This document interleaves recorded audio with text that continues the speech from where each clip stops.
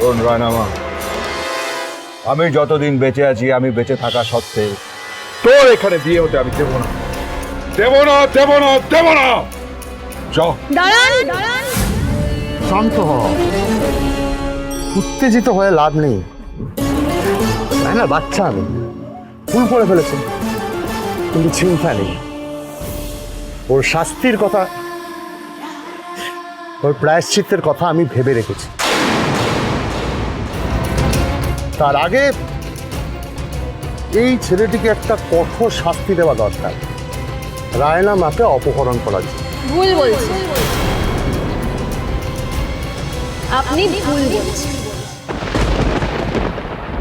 সানি রায়নাকে তো অপহরণ করেনি না, বরং রায়না সানির কাছে পালিয়ে এসেছে। ওর বাবার পাঠিয়ে দেওয়া গুন্ডাদের হাত থেকে নিজে বাঁচবে বলে ও নিজে থেকে সানির কাছে পালিয়ে এসেছে। মিথ্যাবাদী, মিথ্যাবাদী, এরা সবাই মিথ্যাবাদী, এরা নীচ, এরা ঠক।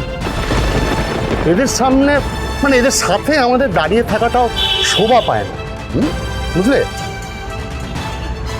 শোনো রায়নামা,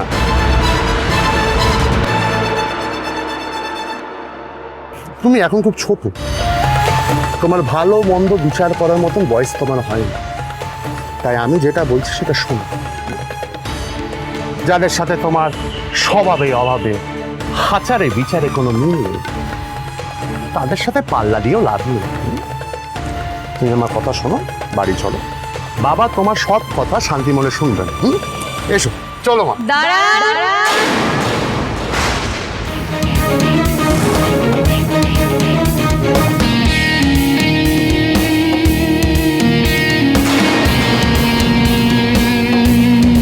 রায়না এখান থেকে এক পাও কোথাও যাবে না। ও সুমানি, কি দিলে, পুরো একদম হিরোইন। ওই চাইলে ওকে আটকাতে পারবে না। এক ত্রিকালজ্ঞ পণ্ডিত হিসেবে বলছি, এই অন্যায় তুমি করো না। কোনটা অন্যায়? যেখানে আইন বলে একজন প্রাপ্তবয়স্ক মেয়ে নিজের ইচ্ছায় বাড়ি থেকে বেরিয়ে এসে নিজের জীবনসঙ্গী নির্বাচন করলে সেটা অন্যায় নয়, তাহলে আপনি এটাকে অপরাধ বলছেন কোন কারণে? নতুন মেয়েটা তো ঠিক কথাই বলছে। হ্যাঁ, বিয়ের বয়স হয়েছে, জেনে শুনে বিয়ে করছে, তো অসুবিধা কোথায়? সেই কৈফিয়ত আমি তোমায় দেবো না?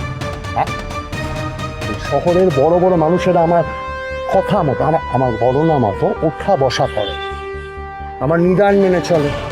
তাই তোমার মতন একজন নারীর সাথে ঝগড়া বা তর্কে জড়িয়ে যাওয়াটা আমার জন্য খুবই খুবই লজ্জার বিষয়। আমার কাছে একটুও লজ্জা। আমি পুলিশকে যাব। প্রথমত এখানে এসে বিয়ের মণ্ডপে গুন্ডা দিয়ে লোকজনকে আপনি তুলে নিয়ে যাচ্ছেন, অশান্তি করে বিয়ে বন্ধ করে দিচ্ছেন। আজ আমিও দেখতে চাই আইনের চোখে সবটা বিচার হোক, কে ঠিক আর কে ভুল।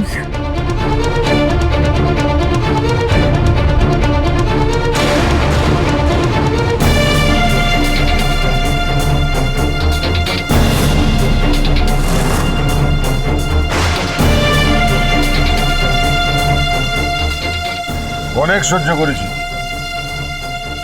আর সহ্য করবো না। একটা বস্তির মেয়ের কাছ থেকে এত লেকচার আমি শুনবো না। গৃহপ্রবেশ সোম থেকে রবি রাত 10টায় স্টার জলসায় ও জিও হটস্টারে।